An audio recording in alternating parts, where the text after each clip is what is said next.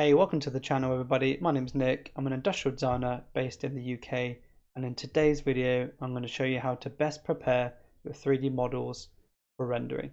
So number one is make sure your model has been separated to either separate parts or separate components. Next, name the parts just so the parts are easier to track in the rendering software.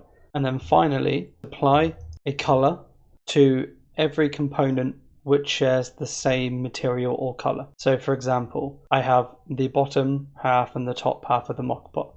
They're both going to use the same color. The lid is going to be a different color. The handles, the same material. I have my internal components. All of these parts will also be the same material. Now you've done that, you're ready to upload your 3D file to your rendering software. I've now uploaded my 3D file to a new cloud-based rendering software called Tatopia, very similar to Keyshot, and there's a free version so you can learn the software. I definitely recommend you try it out. All of the colors have been carried across, and if we look in the scene tree, you can see my mock pot colored, and then all of the components have the color. Now if we go over to the materials tab and I click on this blue material, we can see how many parts are linked together. So there's 2 parts that are linked. If I click on the yellow, there's 5 parts which are linked. So why is it good to have linked parts when you first upload your 3D file? Imagine if you have a big assembly, hundreds of fixings, loads of components, and then you're trying to navigate through it in a rendering software. A lot of the time it can be really slow and a bit buggy. So if you do all the heavy lifting in CAD, then it saves you a lot more time when you actually get over to rendering your product. So we have the bottom and the top parts linked. So now if I just click and drag over a new material, it will automatically assign that new material to the 2 parts which are linked together. Now if I was to hide the base here,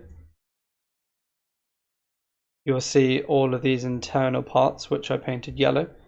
If I now wanted to make them black, it highlights all of the parts which are linked together.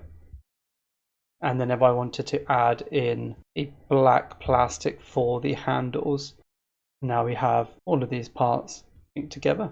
All it does, it just saves a lot of time when you get to actually rendering your product. So this is the 3D file if I didn't color any of the components. As you can see, we still have the file name and all of the correct names for the parts, but they all have a shared material. And if we go over to the materials tab, we can see that every part here is linked together. So if I then add a material, it's going to paint everything in that material. So now you're going to have to independently change these parts and relink them yourself.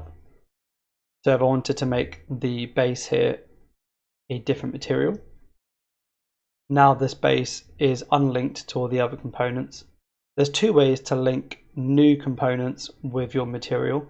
So number one, you just click and drag that down to the top here, and now that should be linked.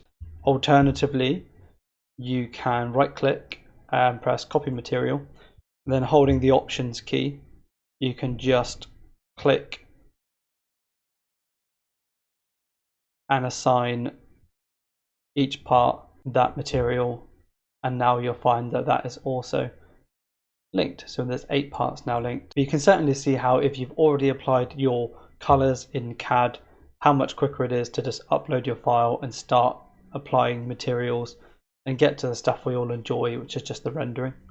Thanks for watching the video. If you enjoyed the content, hit the like button, add a comment, and hopefully you subscribe, and I'll see you in the next one.